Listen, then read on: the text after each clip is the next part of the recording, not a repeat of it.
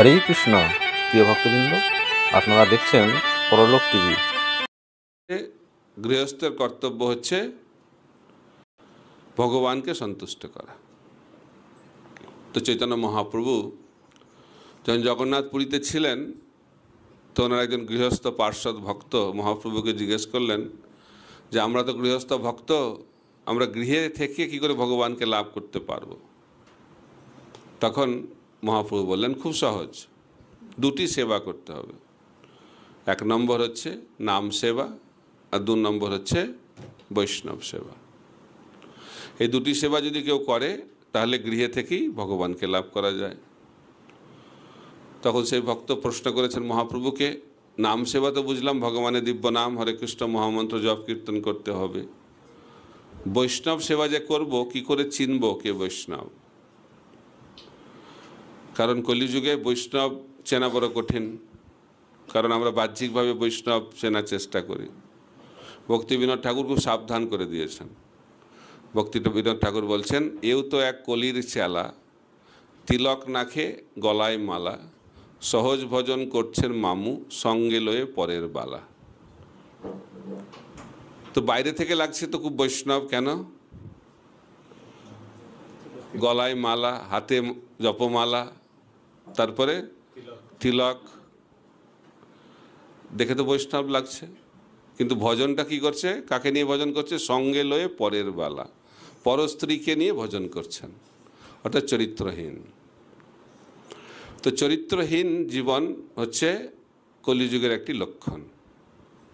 আর ধর্ম করতে এসেও সেই চরিত্রহীনতা প্রকটিত হচ্ছে। তাই বৈষ্ণব মানে চরিত্রবান। চরিত্রবান মানে শিল প্রভুপাদ বলেন 4টে নিয়ম যে কঠোরভাবে পালন করেন। আমিষাহার বর্জন, নেশা বর্জন, জুয়া বর্জন, অবৈধ যৌন সঙ্গ বর্জন। এইভাবে যখন কেউ পাপকর্ম থেকে পূর্ণরূপে মুক্ত হবে, তখন সেই ব্যক্তি মনুষ্য জীবন যথার্থভাবে শুরু করতে পারে। তারপরে তো বৈষ্ণব। এখন বাহ্যিকভাবে বৈষ্ণব চেনা খুব কঠিন। তো কীভাবে বৈষ্ণব চেনা যাবে? মহাপ্রভু বলছে খুব সহজ, যে ব্যক্তি ভগবানের নাম করেন তিনি হচ্ছেন বৈষ্ণব। যিনি ভগবানের নাম জপ কীর্তন করেন তিনি বৈষ্ণব। তো ভক্তরা তো খুব খুশি হয়ে গেছে, তাহলে তো খুব সহজ বৈষ্ণব বাবা। হরে কৃষ্ণ কৃষ্ণ কৃষ্ণ হরে হরে, হরে রাম রাম রাম হরে হরে। কিন্তু ভক্ত তো খুব চালাক, আরও জানতে চাইছে, প্রশ্ন করতে হবে। ভগবান সম্বন্ধে জানতে গেলে প্রশ্ন করা অত্যন্ত গুরুত্বপূর্ণ, তা না হলে আমরা জানতে পারবো না। ভগবান শ্রীকৃষ্ণ 2য় অধ্যায় ভগবদ্গীতা শেষ করে দিয়েছেন। তারপরে যেহেতু অর্জুন প্রশ্ন করছে, তাহলে 2 অধ্যায় থেকে কোথায় গিয়ে পৌঁছলো? 18 অধ্যায়।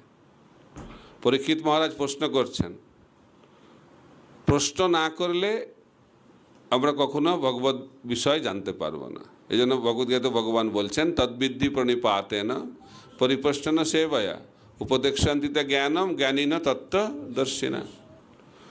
তো শিষ্য যখন গুরুদেবের কাছে যান, তখন শিষ্য প্রথমে শরণাগত হবে গুরুদেবের চরণে, তারপরে গুরুদেবকে সেবা করবে, তারপরে প্রশ্ন করবে। প্রশ্ন না করলে আমরা জানতে পারবো না। তাই মহাপ্রভুর এই পার্ষদ ভক্ত আবার প্রশ্ন করেছেন মহাপ্রভুকে, মহাপ্রভু কে বৈষ্ণব? তার মহাপ্রভু বলছেন, যে ব্যক্তি সবসময় 24 ঘন্টা কৃষ্ণ নাম নিয়ে থাকেন তিনি হচ্ছেন বৈষ্ণব। এখন এটা শুনে ভক্তদের উৎসাহটা একটু কমে গেছে, কারণ একটু কঠিন পর্যায়ে চলে গেছে। এখন আগে ছিল কোনো রকমে জপ করলেই বৈষ্ণব, একবার বা 1 মালা 16 মালা কোনো রকমে হচ্ছে জপ, তারাও বৈষ্ণব। কিন্তু কীর্তনীয় সদাহরি, যিনি সবসময় ভগবানের নাম নিয়ে মগ্ন থাকেন, তিনি হচ্ছেন বৈষ্ণব। মহাপ্রভু 2য়বার উত্তর দিলেন। তাতেও ভক্ত সন্তুষ্ট নন, আবার মহাপ্রভুকে প্রশ্ন করেছেন, মহাপ্রভু কে বৈষ্ণব? তখন মহাপ্রভু বলেছেন, যাকে দেখে অন্যের মুখে হরিনাম আসে তিনিই বৈষ্ণব।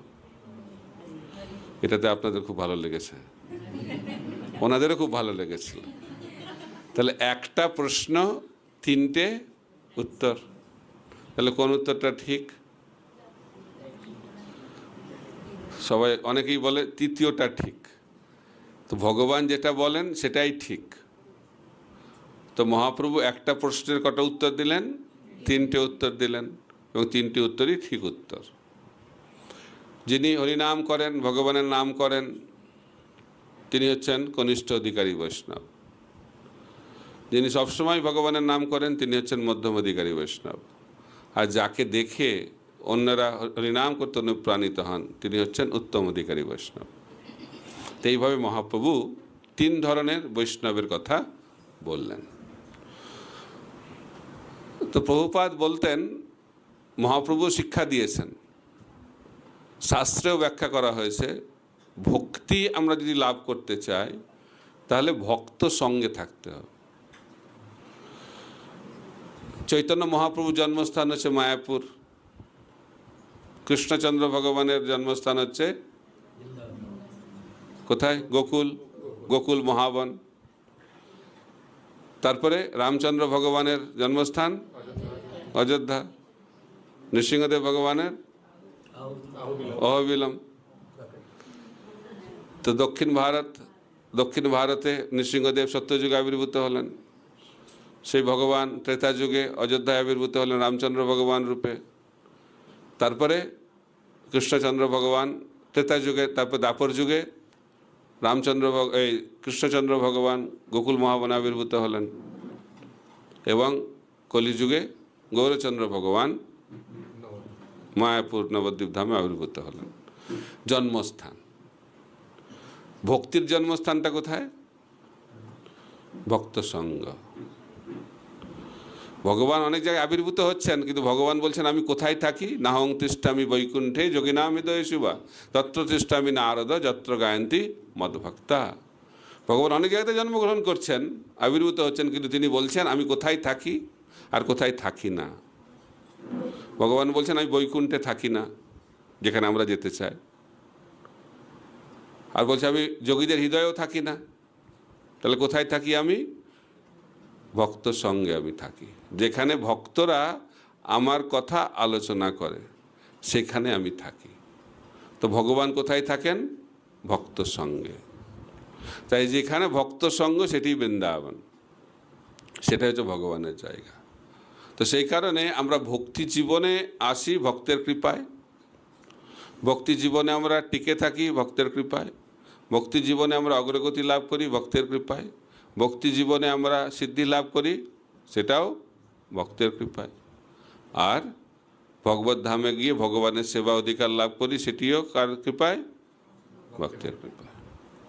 তাই আমাদেরকে শিখতে হবে কি করে ভক্ত সঙ্গে থাকতে হয়, কারণ একা একা ভগবানের সঙ্গে থাকা যাবে না, কারণ ভগবান কখনো একা থাকেন না। তো ভগবানের সঙ্গে কারা থাকেন? ভক্তরা সবসময়। কত ভক্ত? কৃষ্ণ ভগবানের সঙ্গে তো অনেক ভক্ত, লক্ষ লক্ষ কোটি কোটি ভক্ত ভগবান কৃষ্ণের সঙ্গে থাকেন।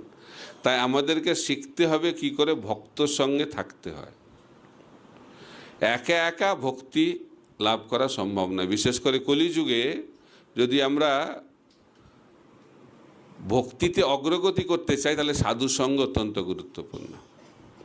তাই শাস্ত্রে বলা হচ্ছে গৃহস্থ জীবনের প্রধান একটি ধর্ম হচ্ছে সাধু সঙ্গ করা। গৃহে সাধুদেরকে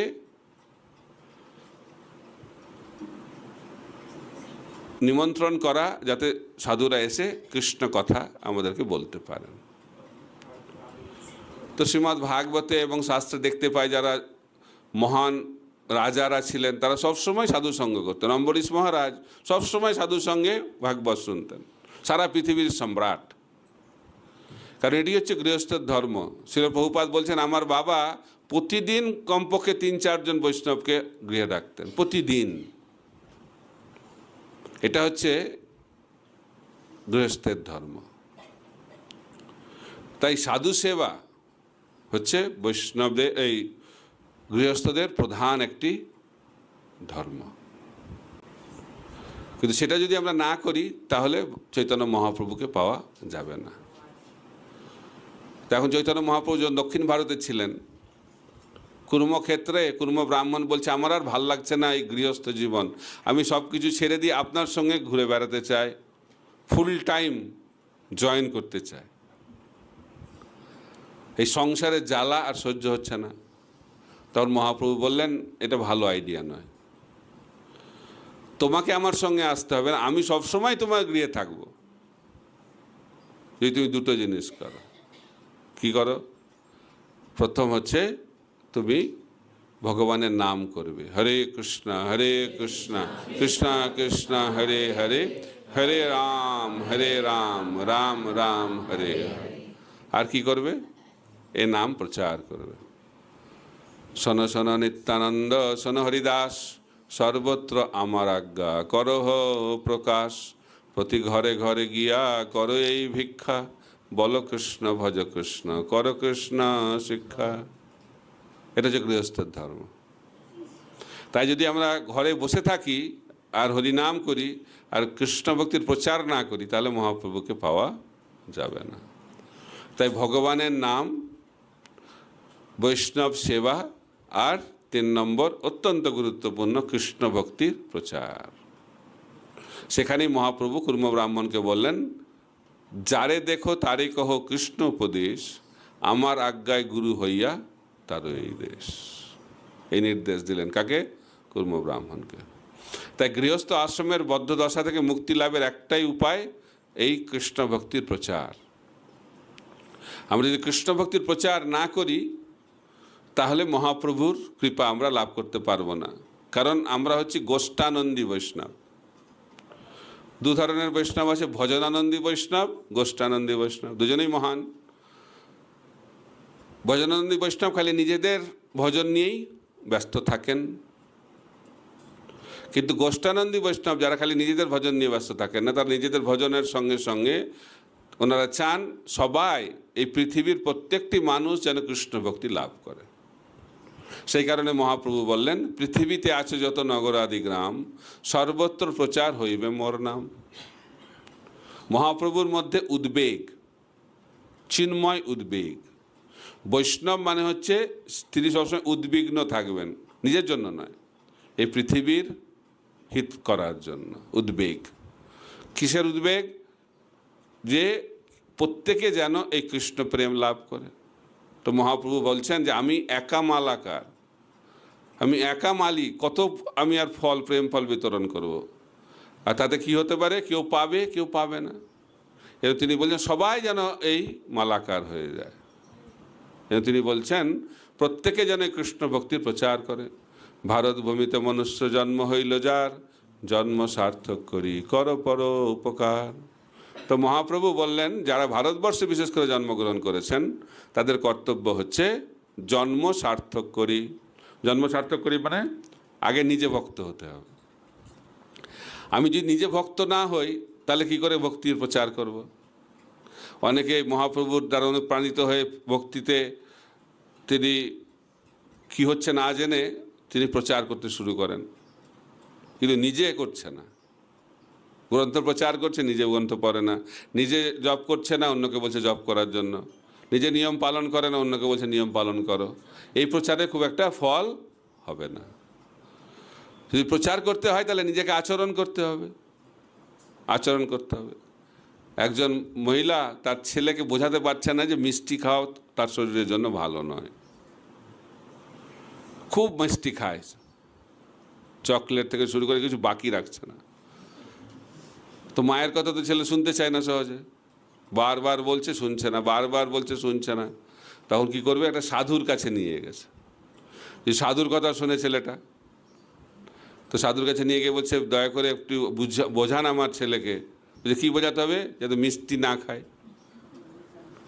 সাধু ভাবছে তো আমি কৃষ্ণ ভক্তি বোঝাই, এটা আবার কী করে বোঝাবো? তো যাই হোক বলছে ঠিক আছে আপনি 1 মাস পরে আসুন।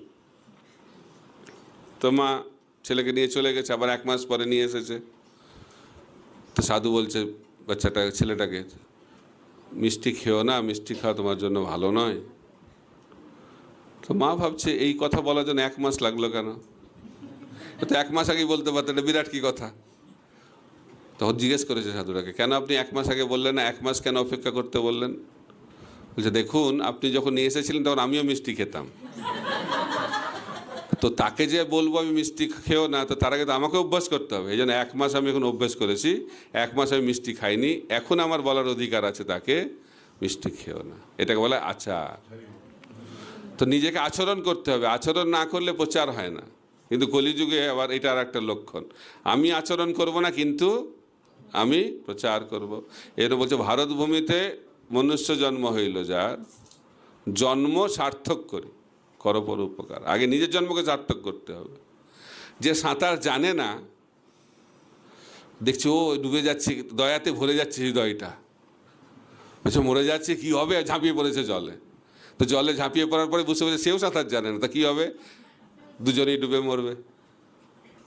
তো এখন আমি যদি ভক্ত না হই আর অন্যকে মায়ামুক্ত করার চেষ্টা করি, তাহলে কী হবে, দুজনেই মায়ের খপ্পরে পড়ব। তো সেই কারণে প্রচার করার আগে নিজেকে ভক্ত হতে হবে। এই জন্য মহাপ্রভু বলছেন যে নাম করার আগে কী করতে হয়, নাম প্রচার করার আগে নিজেকে নাম করতে হবে, নিজেকে ভালো করে সাধনা করতে হবে। যদি আমি ঠিকভাবে সাধনা না করি তাহলে কী করে আমি প্রচার করব? আচরণ করতে হবে। তো এখন ভক্তিবিনোদ ঠাকুর একজন আদর্শ গৃহস্থ। কীরকম গৃহস্থ? তার কটা সন্তান? 10টি সন্তান। তা আমরা তখন 1টা 2টোকে নিয়ে সামলাতে পারি না, বলছে সময় নেই, খুব ব্যস্ত। কেন ব্যস্ত? 1টা 2টো সন্তান। তো ভক্তিবিনোদ ঠাকুরের 10টি সন্তান, তার জীবনটা কীরকম সেটা আমাদের জানা দরকার। না নকল করতে পারবো না, তো আচার্য নিত্যসিদ্ধ ভক্ত, কিন্তু তাদের মাধ্যম দিয়ে আমরা শিক্ষা পেতে পারি। তো ভক্তিবিনোদ ঠাকুর বলছেন যে সময়টাকে আমরা কি করে ভাগ করব। তিনি বলছেন 8 ঘন্টা শরীরের জন্য, 8 ঘন্টা আত্মার জন্য, আর 8 ঘন্টা দায়িত্ব কর্তব্যের জন্য। এইভাবে সময়টাকে ভাগ করতে হবে। আর যদি আমরা এইভাবে সময়টা ভাগ না করি তাহলে কি হবে, জীবনটা ইমব্যালেন্স হয়ে যাবে। ইমব্যালেন্স। জীবনে যদি দুঃখ থেকে মুক্ত হতে হয় তাহলে জীবনটাকে ব্যালেন্স করতে হবে। যুক্তাহার বিহারস্য যুক্তাহার বিহারস্য যুক্ত চেষ্টস্য কর্মসু যুক্ত স্বপ্ন ভবদস্য যোগ ভবতি দুঃখহা। তা আমাদের জীবনটা যদি ব্যালেন্স হয় তাহলে কৃষ্ণ বলছেন ভগবদ্গীতাতে সমস্ত দুঃখ থেকে আমরা মুক্ত হয়ে যাব। আমাদের জীবনে দুঃখ কেন আসছে? এত শারীরিক মানসিক বিভিন্ন ধরনের দুঃখের মধ্যে আমরা রয়েছি কেন? তার কারণটা হচ্ছে আমাদের জীবনটা হচ্ছে ইমব্যালেন্সড, संतुलन नहीं है जिंदगी में। সেই কারণে আমাদেরকে জীবনটাকে একটু ব্যালেন্স করতে হবে। কার জন্য আমি সময় দিচ্ছি? আর ভক্তিবিনোদ ঠাকুর বলছেন প্রথম হচ্ছে আমাদের শরীরটাকে দেখতে হবে, দ্বিতীয় হচ্ছে সাধনা, তারপরে হচ্ছে সেবা। কিন্তু আমরা উল্টো করি, আগেই ঝাঁপিয়ে পড়ি কার্যে, দায়িত্বতে, প্রচারে, কিন্তু সাধনা নাই। আর তারপরে স্বাস্থ্য তো ঠিকমতো দেখছি না। তো যদি স্বাস্থ্য ভালো থাকে তাহলে সাধনা ভালো হবে, আর স্বাস্থ্য এবং সাধনা যদি ভালো হয় তাহলে সেবা ভালো হবে। তো সেবার গুণগত মান নির্ভর করছে কার উপর? সুস্বাস্থ্য এবং সাধনার উপর। তাই সাধনা হচ্ছে আমাদের আচরণ করার ভিত্তি। আমরা যদি সাধনা না করি তাহলে এটা মনুষ্য জীবনই নয় বলা হচ্ছে। মনুষ্য জীবন মানে হচ্ছে সাধনার জীবন। এই জন্য বলা হচ্ছে আহার নিদ্রা ভয় মৈথুন, এটা হচ্ছে এই জড়জগতের বৈশিষ্ট্য। সকলেই এই 4টি কার্য নিয়ে ব্যস্ত রয়েছে। কিন্তু মহাভারতে ব্যাখ্যা করা হচ্ছে মনুষ্য জীবন তখনই শুরু হয় যখন এর উপরে কিছু করার আমরা চিন্তা করি। আহার নিদ্রা ভয় মৈথুন আংশ সামান্য মেতদ পশুভি নরানাম ধর্মহি তেষাম অধিক বিশেষ ধর্মেন হীন পশুভি সমানম। বলা হচ্ছে আহার নিদ্রা ভয় মৈথুন এই 4টি কার্য সবার জীবনেই রয়েছে, পশু জীবনেও রয়েছে, মনুষ্য জীবনেও রয়েছে। কিন্তু আমরা যদি মনুষ্য জীবন লাভ করে এই 4টি কার্য নিয়েই ব্যস্ত থাকি তাহলে সেটাকে মনুষ্য জীবন বলে গণ্য করা হচ্ছে না। মনুষ্য জীবন কখন শুরু হবে? যখন আমরা এই চারটি জিনিসের উপরে কিছু আছে কিনা সেটা প্রশ্ন করব। এটা বলে অথাত ব্রহ্ম জিজ্ঞাসা। এই অথাত ব্রহ্ম জিজ্ঞাসাই হচ্ছে মনুষ্য জীবনের শুরু। সনাতন গোস্বামী মহাপ্রভুর কাছে গিয়ে প্রশ্ন করলেন, আমি কে? কেন আমি দুঃখ পাচ্ছি? কেন মরে যারে তাপত্রয়? আমি দুঃখ চাই না, কেন দুঃখ আসে? আমি মরতে চাই না, কেন মরতে হয়? এই প্রশ্ন যখন আমাদের মধ্যে জাগবে, তখন আমাদের আদর্শ মনুষ্য জীবন শুরু হবে। সেই গৃহস্থ জীবনে আমাদেরকে প্রশ্ন করতে হবে। কার কাছে প্রশ্ন করতে হবে? সাধু গুরু বৈষ্ণবের কাছে প্রশ্ন করতে হবে। তা সেই কারণে গৃহস্থ জীবনে আমাদেরকে প্রশ্ন করার মানসিকতা, এই জন্য নিয়মিতভাবে সৎসঙ্গ করা দরকার। পারলে প্রতিদিন, পারলে নয়, বলা হচ্ছে প্রতিদিন করাটাই কর্তব্য। নিত্যম ভাগবত সেবয়া। নিত্য মানে 24 ঘন্টা, কিন্তু এটা শুনেই তো কী করে সম্ভব 24 ঘন্টা?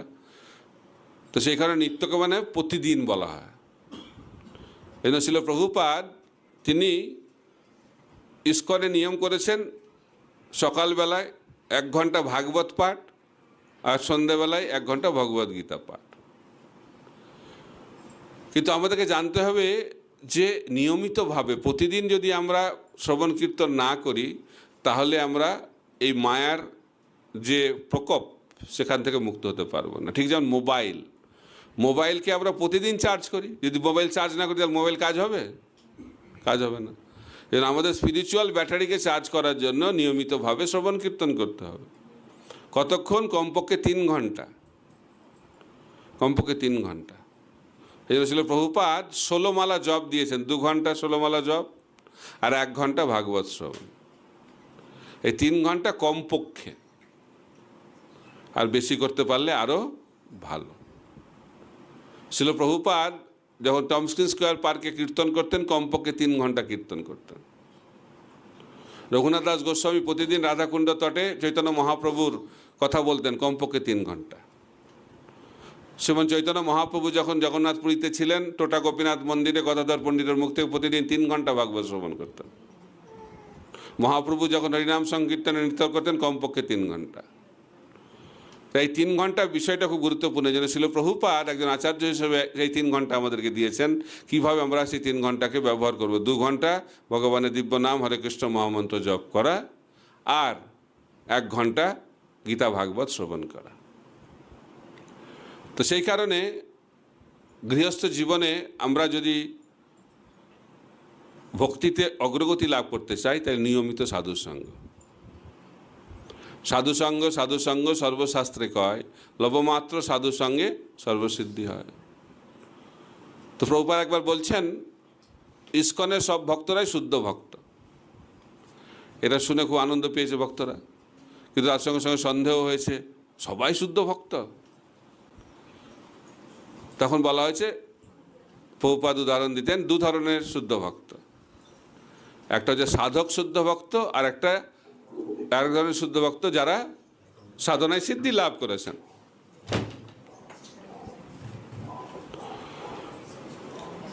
তা আপনারা জানেন যে ভক্তিতে 3টে স্তর রয়েছে শুদ্ধ ভক্তিতে: সাধনা ভক্তি, ভাব ভক্তি, প্রেম ভক্তি। তো সাধনা ভক্তি মানে হচ্ছে অনেকগুলো স্তর। কী কী স্তর?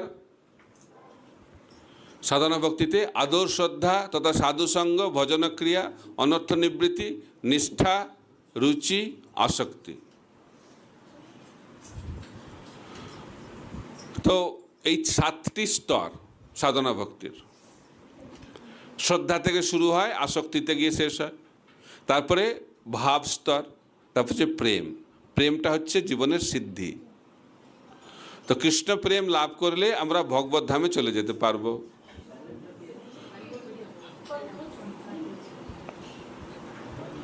তাই বলা হচ্ছে,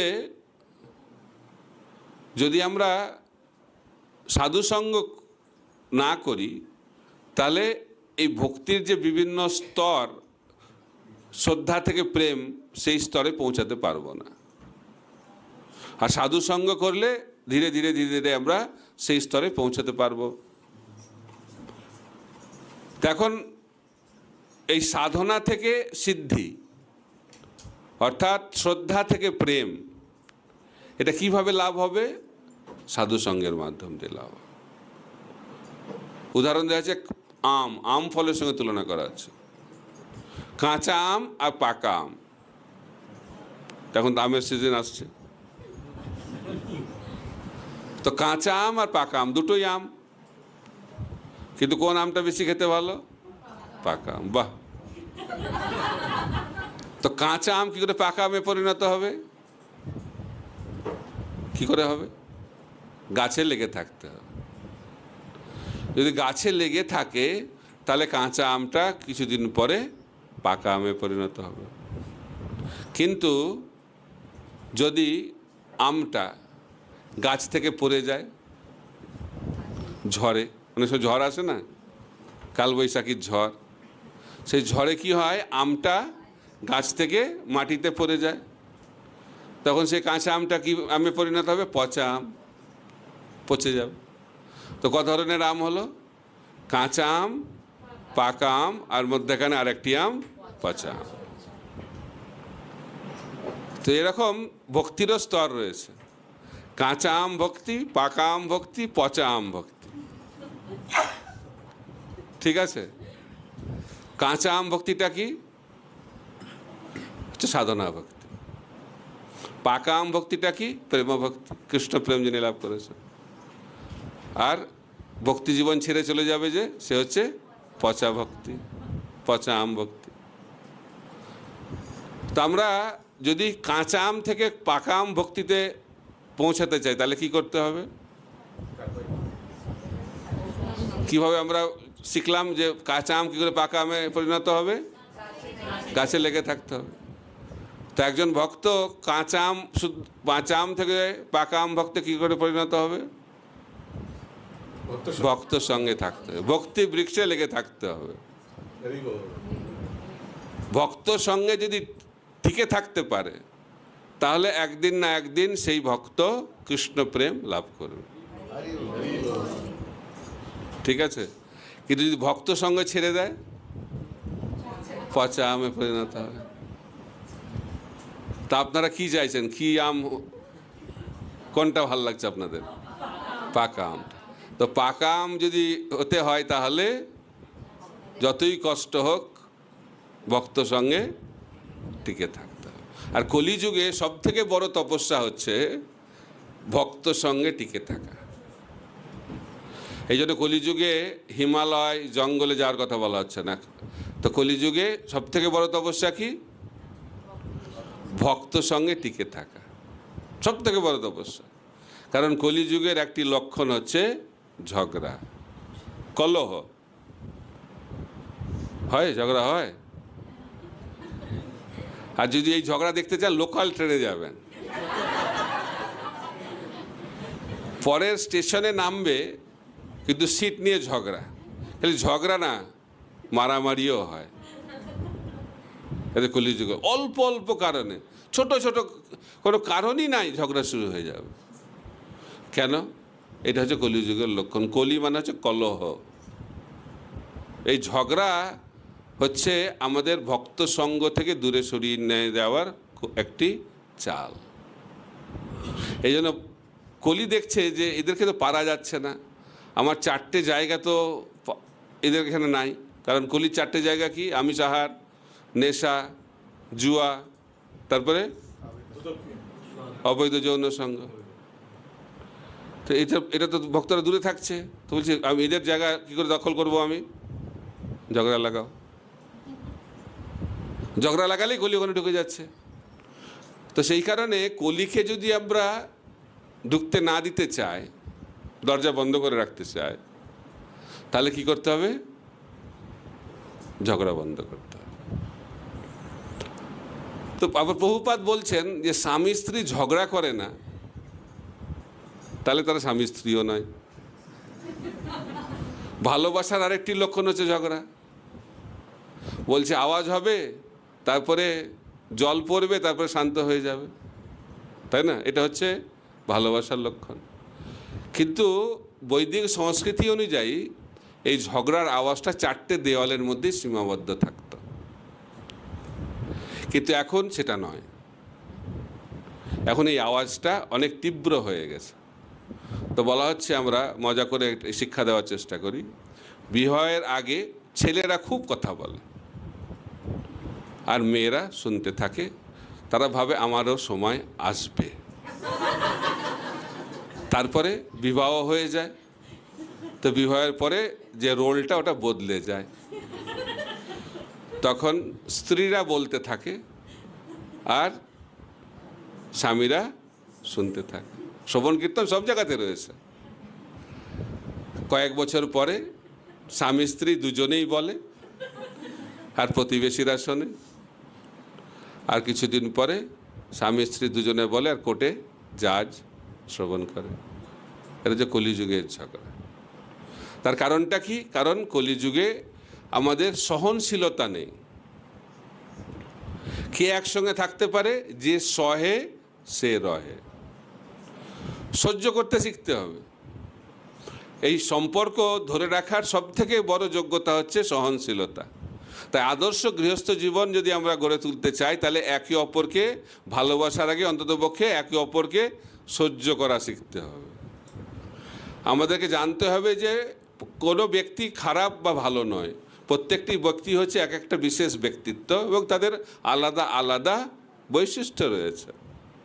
তো যখন আমরা একে অপরকে সেভাবে বুঝতে পারবো, তখন আমরা একে অপরকে সহ্য করার শিক্ষা লাভ করব। আর এই সহ্য করাটাই হচ্ছে ভালোবাসার একটি লক্ষণ। যাকে আমরা ভালোবাসি তাকে আমরা সহ্য করি। মা বাচ্চাকে কত ভালোবাসে, সেই জন্যই না সহ্য করে, কি না করে বাচ্চারা। কিন্তু তা সত্ত্বেও মা কি বাচ্চাদেরকে পরিত্যাগ করে? সহ্য করে। কেন? এটা হচ্ছে ভালোবাসার একটি লক্ষণ। তাই আমরা যদি এই পারিবারিক জীবনে ভালোবাসার একটা পরিবেশ নিয়ে আসতে চাই, তাহলে মহাপ্রভুর যে শিক্ষা, তৃণাদপি সুনিচেন তররপি সহিষ্ণুনা অমানিনা মানদেন কীর্তনীয় সদাহরি, এই সিদ্ধান্তকেও আমাদের জীবনে প্রয়োগ করতে হবে। খালি শ্লোক বললে তো হবে না। ভক্তি জীবনটা হচ্ছে জ্ঞানের প্রয়োগ। তাই মহাপ্রভু শেখাচ্ছেন যে কিভাবে আমরা আদর্শ গৃহস্থ হতে পারি। কলিযুগে কোনো কিছু আদর্শ হওয়া খুব কঠিন। একবার প্রভুপাদ বলছেন একজন ভক্তকে যে আদর্শ ব্রহ্মচারী হওয়া খুব কঠিন আর আদর্শ গৃহস্থ হওয়া অসম্ভব। বোঝা যাচ্ছে? তাই কোনো কিছু আদর্শ হওয়া কলিযুগে বিশেষ কঠিন কাজ, কিন্তু আমাদেরকে চেষ্টা করতে হবে যতটা সম্ভব। প্রভুপাদ একবার ক্লাস দিচ্ছেন, অনেক উঁচু ব্যাসাসনে বসে আছেন প্রভুপাদ, ওখান থেকে খুব কড়া ক্লাস দিচ্ছেন, একদম কঠোর বাক্য প্রয়োগ করছেন। বলছেন যদি কেউ ভগবত ধামে যেতে চায় তাহলে তাকে 100% কৃষ্ণ ভাবনামৃত হতে হবে, 100% কৃষ্ণ কনসিয়াস। এটা শুনে ভক্তরা তো খুব মাথা নিচু করছে, দুঃখ পেয়ে গেছে, তাহলে আমাদের আর কোনো আশা নেই। প্রভুপাদ বুঝতে পেরেছে যে ভক্তরা একটু দুঃখ পাচ্ছে, তখন প্রভুপাদ বলে ঠিক আছে 90%। ভক্তরা তাও ভাবছে 90%টাও খুব বেশি হয়ে যাচ্ছে। তারপর প্রভুপাদ বলছে 80%। তারপরে তাতেও ভক্তরা পুরো সন্তুষ্ট নয়। তখন প্রভুপাদ ব্যাসাসন থেকে নিচে নেমে আসছে, তখন বলছে 70%, তার থেকে কম হবে না। এটা শুনে আমরা খুব প্রভুপাদ তো বলেছে 70% হলেই হয়ে যাবে, কিন্তু যারা 70%-এর চেষ্টা করবে তারা কোথায় পৌঁছাবে? 40%-এ। তাই আমাদেরকে 100% চেষ্টা করতে হবে, কিন্তু সেই চেষ্টায় যদি কিছু কম পড়ে যায় সেটা গুরুদেব সাহায্য করে। কিন্তু ফাঁকিবাজ হলে হবে না। বলা যায় চালাকি দিয়ে, ফাঁকিবাজি দিয়ে ভগবানকে পাওয়া যায় না। কোনো কার্যেই সফল হতে পারবো না আমরা। সফল হতে গেলে ঐকান্তিক হতে হবে, সিনসিয়ার। ভগবানের কৃপা পেতে গেলেও ভক্তকে কি হতে হবে? সিনসিয়ার হতে হবে। সিনসিয়ার মানে কি? সিনসিয়ার মানে হচ্ছে, ওটা তো বাংলা হলো, সিনসিয়ার মানে হচ্ছে ভগবানের জন্য 100% দিতে হবে ক্ষমতা অনুযায়ী। যশোদা মা সকাল থেকে শুরু করেছে কৃষ্ণকে বাঁধার জন্য, কোথায় শেষ করেছে? কখন? সন্ধ্যেবেলা। সারাদিন ব্যস্ত। তাই আমরা যদি ভগবানকে পেতে চাই তাহলে ভগবানের সেবায় সারাদিন ব্যস্ত থাকতে হবে। আমরা যে শনিবার এসে গেলাম 1 ঘন্টা 2 ঘন্টা, এটাও ভালো, কিন্তু ভগবানকে পেতে গেলে তার থেকে অনেক বেশি করতে হবে। তাই এটা পার্ট টাইম বিজনেস না, ভক্তিটা পার্ট টাইম নয়, ভক্তিটা হচ্ছে আমাদের জীবনের অবিচ্ছেদ্য একটি বিষয়। এটা বলে ঐকান্তিকতা। যাকে আমরা ভালোবাসি তাকে আমি পার্ট টাইম ভালোবাসি নাকি? ও আমার ছেলেকে আমি এই 24 ঘন্টার মধ্যে 2 ঘন্টা ভালোবাসি, বাকি 22 ঘন্টা কোনো ব্যাপার না, এরকম হয়? যাকে আমি ভালোবাসবো তাকে আমি 24 ঘন্টা তার চিন্তা করব। এই জগতেও সেটা দেখা যায়। যখন কোনো যুবক যুবতীর প্রেম হয়, তারা 24 ঘন্টা একে অপরের চিন্তা করতে ব্যস্ত থাকে, কোনো ইচ্ছা মানে প্রচেষ্টা ছাড়া এটাই হয়। তাই প্রভুপাদকে একজন জিজ্ঞেস করেন, প্রভুপাদ কৃষ্ণ প্রেমটা কি? এত কৃষ্ণ প্রেম শুনছে, কৃষ্ণ প্রেম ব্যাপারটা কি? তখন প্রভুপাদ বলছেন, এই জগতে পুরুষ এবং স্ত্রীর মধ্যে যে আকর্ষণ, সেই আকর্ষণ যখন আমাদের ভগবানের প্রতি হবে, সেটি হচ্ছে কৃষ্ণ প্রেম।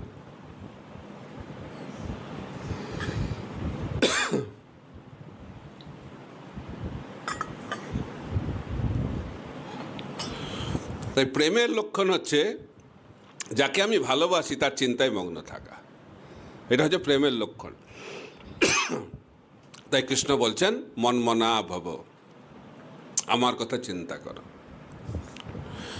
তাই গৃহস্থ জীবনে আমাদেরকে ঐকান্তিক হতে হবে, কিন্তু এই ঐকান্তিকতাটা বাহ্যিক নয়। অন্তরে করনিষ্ঠা, বাইরে লোক ব্যবহার,